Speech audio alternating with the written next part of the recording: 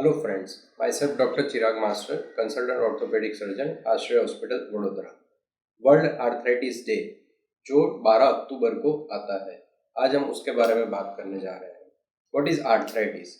Arthritis means हमारे body में काफ़ी सारे जॉइंट्स होते हैं। जो जॉइंट होता है उसमें दो हड्डियों के बीच में एक पतला लेयर होता है जिसे हमारी भाषा में कार्टिलेज बोलते हैं। अब वो कार्टिलेज डैमेज हो जाता है तो आर्थराइटिस डेवलप होता है। अब ये कार्टिलेज डैमेज कैसे होता है? There are two types of arthritis, one is blood related arthritis and one is mechanical arthritis.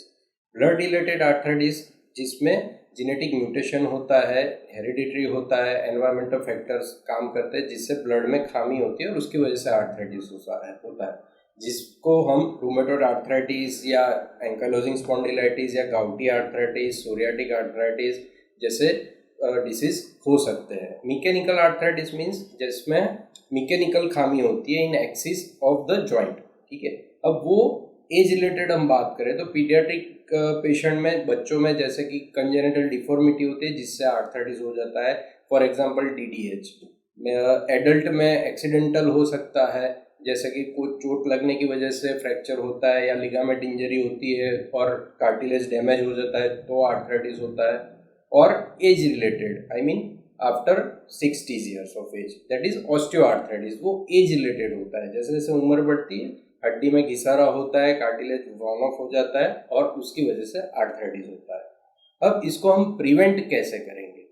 अगर आपको ब्लड रिलेटेड आर्थराइटिस है तो आपको सिम्टम्स आएंगे, पेन होना, जकड़पन होना, डिफॉर्मिटीज डेवलप होती है। जैसे ही सिम्टम्स आते हैं आपको तुरंत ऑर्थोपेडिक डॉक्टर्स को दिखाना है और उसकी ट्रीटमेंट शुरू करनी है, जिससे हम उसको आगे बढ़ने से रोक सकते हैं। अगर मैकेनिकल आर्थराइटिस है तो मैकेनिकल आर्थराइटिस में हम डिफॉर्मिटी करेक्ट करते हैं तो आर्थराइटिस जा सकता है। हम अगर फ्रैक्चर को सही तरीके से जोड़ देते हैं, उसकी सर्जरी कराते हैं, लिगामेंट डैमेज हुआ है तो उसकी सर्जरी कराते हैं, तो आर्थराइटिस हम प्रिवेंट कर सकते हैं। और तीसरा जो मोस्ट इम्पोर्टेंट है, ऑस्टियोआर्थराइटिस, एज रिलेटेड आर्थराइटिस, उसमें हम हमारा डाइट ध्यान रखें, कैल्शियम और विटामिन डी वाला डाइट ले, सनलाइट में बैठने का रखे, चलने का रखे, मेन फिजियोथेरापी, कसरत करके जोड़ों के मसल्स को हम डेवलप करते रहें, जिससे हम ये आर्थराइटिस प्रिवेंट कर सकते हैं। अगर वो बहुत ज़्यादा स्टेज में बढ़ गया है तो आप अपने ऑर्थोपेडिक डॉक्टर को दिखा सकते हैं और उसका सर्जिकल करेक्शन करके हम उसे सही कर सकते हैं। Thank you.